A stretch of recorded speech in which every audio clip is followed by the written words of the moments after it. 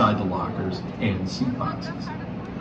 Emergency exits are located on both decks, on either side of the vessel amidship. Please do not stand on the seats or sit on the seat backs or railings. Feel free to move about the vessel, however, please walk, do not run on board. Please use extra caution on the stairs, which are located forward and aft. Please do not congregate on them, and please use the handrails. Smoking or vaping on this vessel is unlawful and is not permitted anywhere on board. Flash photography at or near the pilot house is prohibited. Please keep your hands and arms inside the vessel at all times. For the next hour and a half, you guys are all Chicagoans in training. We got a lot to get to in under 2 hours. So let's stop wasting time and get into it. We'll start with this building in front of us. White building, clock tower all the way at the top. This is the Wrigley building. It is built with revivalist style architecture, popular style from the 1880s to the early 1920s, just following the Great Chicago Fire. Our city's just been destroyed. We're starting to rebuild it. We want to prove to the rest of the world during this time that Chicago is just as beautiful as any place else. We just don't have our own style of architecture yet to prove that. We're still figuring out who we are. Europe's got a good style though. So, we copy what Europe's doing, paste it right here in Chicago. The Wrigley building is based off a cathedral we can still find in Sevilla, Spain. So that's Spanish revivalism, although that's not the only kind. In fact, on the right, just beyond the ridge, you can see a building that looks like a French cathedral had a baby with an office building. That's the French Gothic revivalist style of the Tribune Tower. Also, copying a different European style design and pasting it here in Chicago. Now, don't get me wrong. Both of these buildings are incredibly beautiful, aren't they? But they're not original designs. They're Europe's beautiful buildings, and Chicago's just pasting them. If you fast forward to modern day, architecturally, we do the exact opposite. We're all about site-specific design that's called contextualism. Buildings that factor in their context into the design. The motto is of a place, for a place, by a place. It means if you're doing it right, these buildings only work exactly where they're located. Great examples coming up in front of us. Our second tallest building, Trump International Hotel and Tower. Now you can notice it's got 3 terraces going up it. Those match the height of surrounding buildings. The first terrace matches the Wrigley building we just left. The third one, the tallest one, matches the apartment building between them. And the second terrace matches the Mather Tower, which is the white telescope building across the river.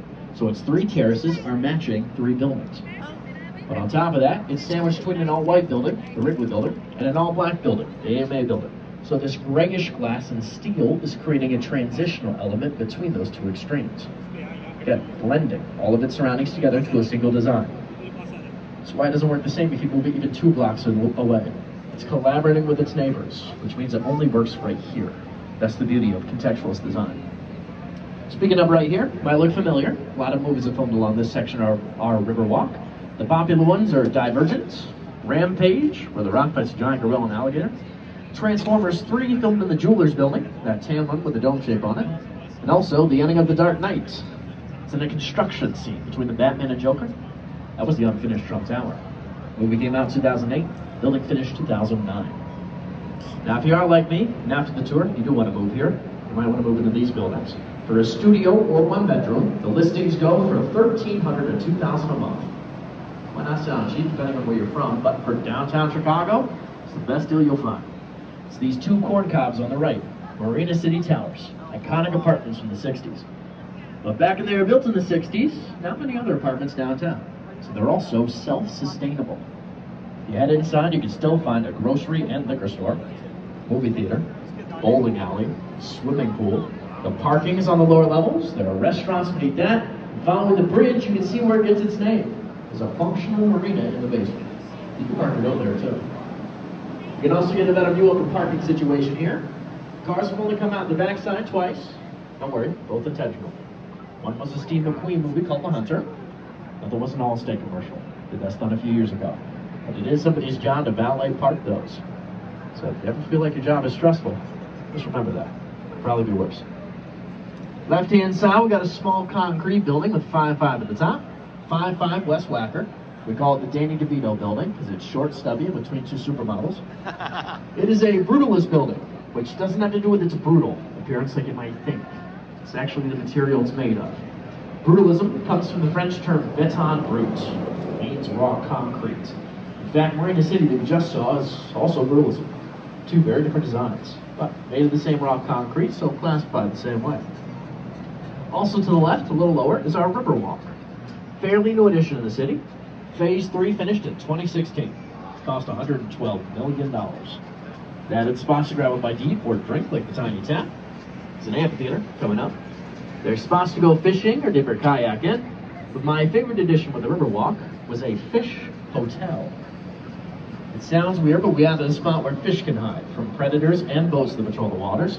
And since the 70s, 60 more species of fish have come to the Chicago River. So it's actually doing its job, helping us repair the ecosystem, establish better relationship to these waterways. It's very important. Because unfortunately, we didn't always use them for beautiful architecture boat tours. In fact, the main thing we used this river for was sewage back in the day. So trying to treat it better than that, at the very least. And that's ironic because most of our success is owed to our waterways. We've got 20% of the world's liquid freshwater in the Great Lakes system behind us. Very convenient connection to the Midwest, East Coast, even Canada. Perhaps a little too convenient, which I think the alcohol came from during Prohibition. Canada, sorry to report. And to the south, the Chicago River eventually connects to the Mississippi and then Gulf of Mexico. So this was a very convenient spot to meet up and trade back in the day. That's how we got our start. In fact, even the name Chicago comes from this river in a roundabout way. It comes from the Potawatomi word Escagoa. That means stinkweed. It's a type of onion which grew along our riverbanks before there were buildings there. So, New York's the Big Apple. Chicago is literally the little stinky onion. That's where we get our name from. It's 100% true. But that onion wouldn't exist without the river either. So, once again, this river has always been a very important part of Chicago's identity as a city and even beforehand. Following the bridge on the right, we got another cool style of architecture. This came after revivalism in the mid-1920s. Merchandise Mart here, a great example of Art Deco style architecture. It's got sturdy Indiana limestone as its base material, all about verticality. Draws your eyes upward, makes the building seem bigger than it is. Every Art Deco building's competing for your attention, trying to be the biggest and best in the world, draw your attention in. Another way it does that is through ornamentation. If you look above the windows where it's pink, you may notice there are diamonds above them. Those are actually gold. It's got gold diamonds on the side of it. That's the glitz and glamour, the roaring 20s, coming out in building form. Think Great Gatsby. That's what Art Deco buildings tend to embody. They're all about the opulence of the 1920s. We'll talk more about the history behind Art Deco and some of our other styles a little later on the tour. But first, get those cameras up. On the opposite side of Franklin Street Bridge, we get a beautiful trophy case of architecture at Wolf Point, where the three branches of the river meet. It's a beautiful view, so take a moment and take in Wolf Point. First building I want to point out is on the left. We got a curved glass building, the new Beam building. This was Ferris Bueller's dad's office from Ferris Bueller's Day Off. But the curve of that building matched the curve of the river, and so does the tint of the glass. It's got a greenish-bluish tint, same as the river. That's contextualism. This building in front of us, another contextualist example, a giant stick of deodorant, a McDonald's apple pie, a Hot Pocket. Take it pick any one of those. It's River Point. Its curved entrance and top reflects the curve of the river that we're making to the right. And our last contextualist building is this Y-shaped one on the left. You see in that right, that's a Y-shaped building. 150 North Riverside. Now the Y pays tribute to where we are because Wolf Point, where the three branches of the river meet, literally makes a Y if you look at a map of Chicago. So the Y pays tribute to the Y at the Y. That's why. Hope that makes sense. We'll talk about the structural issues that come with that Y-shaped building later on the tour. But first, as we make our turn, we got a bridge suspended over the river. The Carolab Railway Bridge. Used to allow trains to and from the neighborhoods, but no tracks anymore. So it just comes down once a year to make sure it still works. But we still have 37 movable bridges here in Chicago. Most in the U.S. Second most in the world behind Amsterdam, actually. And our bridges are known all throughout the world, too. They're called Chicago-style, double-leaf, trunnion bascule bridges. There's a lot there. Double leaf means they open in two parts, separate from the middle. These are single leaf bridges. One giant part instead of a typical two. So, now look at the bridges. Trunnion means the axles of the bridge are on the riverbanks. Describes the relationship of the bridge to the river. And bascule is Latin for seesaw, or teeter-totter. It's a method we use to move it. On this bridge, as we get closer, you may notice it's got a giant cement slab hanging off the back of it. That's the counterweight that's required to move this bridge up and down. It is 3 times the weight of the bridge itself. That's true of all of them. You just don't typically see those massive weights because they're in the bridge houses, which are the ornate structures next to bridges that typically hide them away. But this one gives you an idea of how much weight is necessary to make sure these bridges can still lift to this day. Coming up on the left here, we got my favorite downtown apartments, the River Cottages, built by Harry Weeks, 1988. This is postmodernism style architecture, fun and playful designs from the 1980s. The porthole windows and triangles are a non-wing to the boats and their sails you can find around here. But it's not just clever design, it's also revolutionary, because these face the river. In the 80s, you didn't want to do that, especially not the North Branch. This was a very dirty river back then. A more common view to have around that time was that of the East Bank Club, coming up on the right. This is a gym, high-end fitness facility. $500 for the activation fee, $200 a month entrance. If you pay it, you're in good company. Oprah, Obama, Michael Jordan, they've all worked out in that gym. But the windows, kayaks, trees, those were added after the 90s, long after the River Cottages made it cool to face the river. Before that, had his back turned. Didn't want to see the river, didn't want to smell it, didn't want anything to do with it. Very common view to have back in the day. Now, if you fast forward a decade or two, on the left you get the Kinsey Townhomes. 70 of these townhomes along the Riverwalk. In fact, each and every one of these sold for $1.2 million before ground had even broke on construction. There was just the promise of being along the river in the early 2000s, and people ate that up. Nowadays, these sell for $3 to $4 million. Gives you an idea of how the attitudes about the river. He takes the situation in his own hands. He sues the city of Chicago 4 different times. Uses $500,000 of his own money to protect our lakefront. One of these lawsuits takes 20 years, goes all the way up to the Illinois Supreme Court where he finally wins. You would think that the public would be grateful for him protecting our lakefront, but it had the opposite effect. It destroyed his reputation. People think he's holding back progress. In fact, in one of the only interviews he ever gave in his life, they asked him how he felt about the verdict, and he said, "Had I known how long it would take to preserve a park for the people against their own interest, I would not have undertaken it. Perhaps I may one day live to see my efforts be appreciated, but I doubt it." Unfortunately, during his life, the public never came around on the sacrifices he made. And that's exactly why I recommend you take advantage of them today. And the best way to do that? Check out Grant Park. Museum Campus, Grant Park, Millennium Park, none of that would. Before we do, I want to talk about the future of Chicago, specifically as it relates to this giant brick building in front of us. Not going to happen. Says Chicago Tribune on the side of it. Used to be their printing facility. It's known as the Freedom Center, as in freedom of the press. Recently ranked second most ugly building in Chicago. The first is the Thompson Center. We unfortunately don't see it on the tour. Looks like a giant UFO headed off the Clark and Lake CTA stop. I was not consulted. I think that's one of our coolest buildings. But the good news is both of these buildings are getting extreme makeovers soon. The Thompson Center is undergoing work to become Google's headquarters in the Loops. I say that's early. They haven't torn it down yet. So we'll see when that actually gets done. But the good news is, if you just can't wait to gamble in Chicago in the meantime, a temporary Bally's opened up in the Medina Temple building in River North. So if you want another River North nightlife suggestion, try the Bally's. Now, we're going to take a break here so I can answer questions you might have. Make sure you're hearing already. Also, an ideal moment to use the restroom, grab a drink without missing a beat of the tour. Again, I can answer those questions if you have them. Say, "Hey, Jack," flag me down. I'm happy to answer them. And in just a moment, on the opposite side, we'll talk about history. Some different styles of architecture throughout history first, and then some of Chicago's main historical characters and events too. So, a lot more to come. Stay tuned.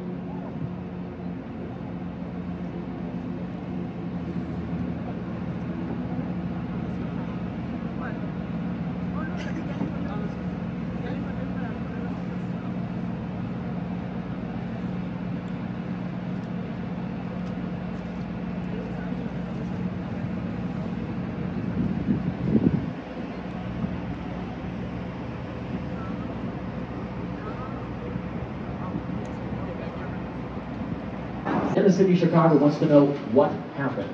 We asked the Dave Matthews Band, did you have anything to do with this? They said no, we wouldn't do such a thing. But it's too late.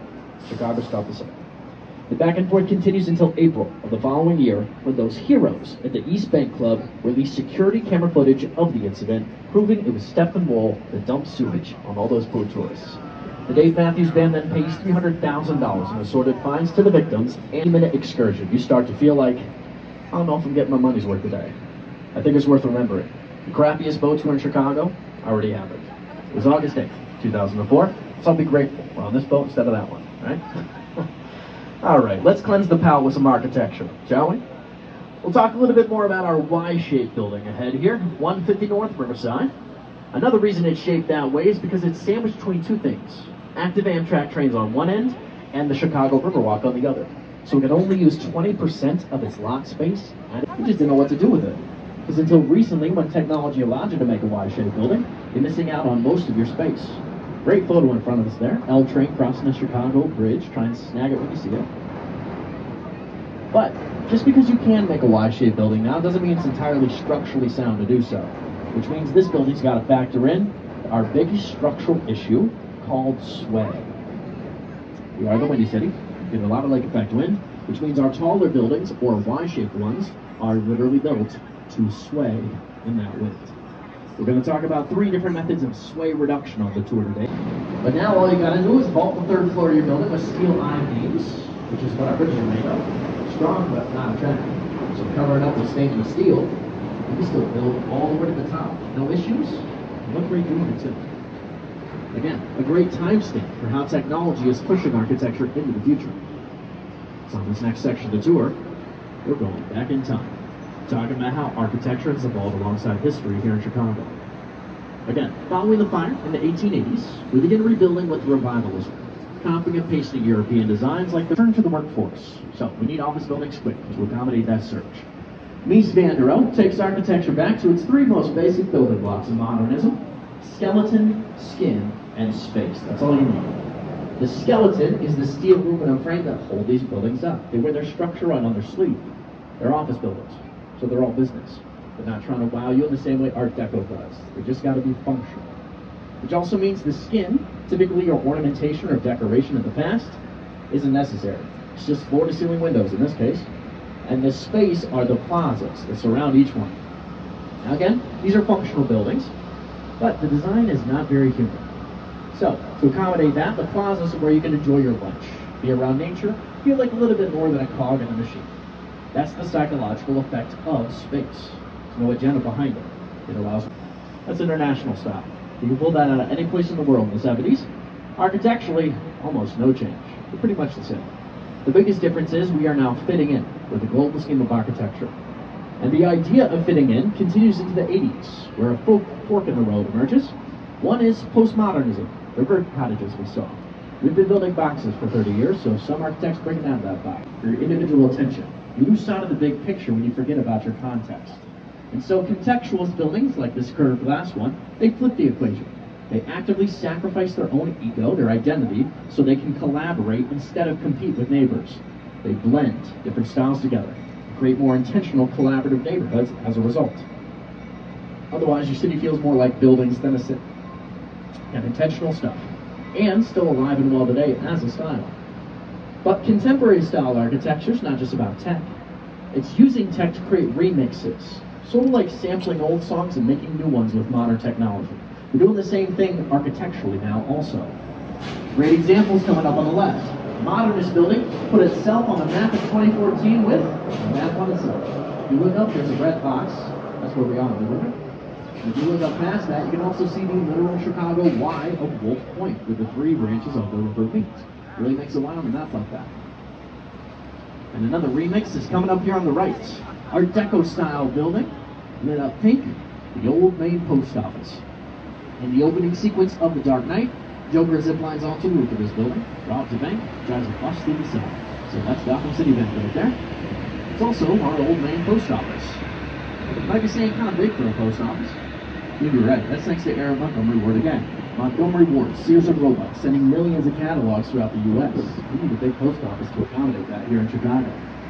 But recently, this building underwent a $900 million renovation to more modern offices. And with that comes very cool addition. Largest private rooftop garden in the world. It's 3.5 acres of space called the Meadow.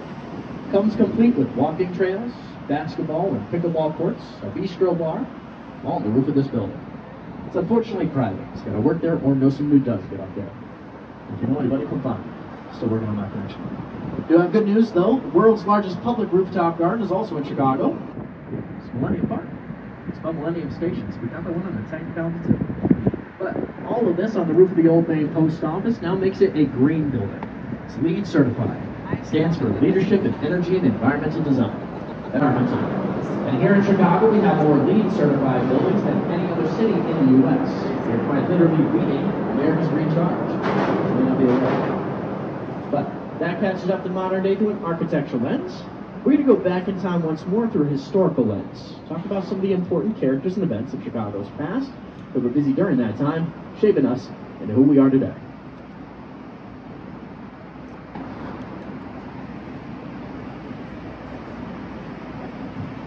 Now, this time we'll go all the way back to the beginning of Chicago's history. As far as we know, Chicago has always been home to a plethora of Native American tribes, including, but not limited to, the Miami, Illinois, and the Council is on foot, driving the Des Plaines, which you take it to Illinois, to the Mississippi, to the Gulf. So, Marquette and Joliet find this connection. They write home to the king, said, "We found it, but you will want to dig a canal." The king writes back, says, "That sounds like a lot of work. Based off your reports, a lot of stinky onions. That place smells bad. Go someplace less stinky." So the French leave for New Orleans, which smells better than Chicago. I don't buy it. Anyway, 100 years later, our first non-native settler shows up. He's known as the founder of Chicago, Jean-Baptiste Point du Sable, a French Haitian man of African descent, sets up shop almost exactly where we started the tour, opposite side of Michigan Ave, where the Apple store is now. He establishes our fur trading industry, which is how we get our start. Then hundreds facilitates our trade and allows us to grow into a city by 1837. Now, from the years of 1770 to 1870, we go from a population of one single guy to 300,000 people. People are sprinting Chicago like crazy. When that many people are moving to your city, you're just trying to keep up. You're not thinking about sustainability. That means Chicago is building everything out of wood. Our streets are wood, our sidewalks are wood, our bridges are wood, our houses are wood. We're a giant matchstick just waiting to blow. That finally lights October 8th, 1871. Look to the right, just beyond that parking garage, you can see a radio tower. That's the site where the Great Chicago Fire broke out on October 8th, 1871. 2 blocks to the right of where we are now. At that point, it was the O'Leary Farm. Over the next 3 days, 32 hours, that small fire slowly spreads, consumes almost everything we can see on our tour today. 3.5 square miles of downtown Chicago, from Chinatown to Lincoln Park, totally destroyed. That renders a third of our population, 100,000 people, homeless. Because the burn-up plan also lays the foundation for two. So we're not just pumping pollution in and making that St. Louis's problem. In fact, we want to have this river swimmable. It already happened, and I still think it was a bad idea. I was judging from the bridges, pretty hardcore. But the fact that some people are willing to swim in this river is a huge upgrade from swimming back in the day. Right-hand side, the amount of space our Milwaukee gives us to accommodate crowds, anyone who visits. Chicago is very intentional to leave and cultivate space. Once again, it's built in the framework of the burn-up plan. If you remember the psychological effect of space from the modernism buildings, there's no agenda behind it. It allows room for you to exist as you are, at your own speed. So Chicago feels a little more laid back than maybe other cities you've been to. That's the end result of all these 600 public parks we got built in. And beyond that is the French Gothic revivalist style of the Tribune Tower. Also, end result of a competition to see. And on the left here, this crane was originally going to be the site of the Chicago Spire. In the early 2000s, we had a bid going for the tallest building in the U.S., 2,000 feet tall, looking like a giant strand of DNA coming out of our living room. Giant glass double helix, very cool design. Unfortunately, construction began right before the housing market crashed. So it's a giant hole in the ground, and we argued about who's going to pay for it for over a decade. But thankfully, Skidmore, Owings & Merrill, a popular architectural firm, built the Sears, the Trump, the Hancock. They recently acquired this land and are building 2 lakefront properties. The world's tallest standard has been set by the Burj Khalifa in Dubai. And the street in front of us, Michigan Avenue, important for a variety of reasons. Again, if you take it to the right, you get 13 blocks of shopping along the Magnificent Mile.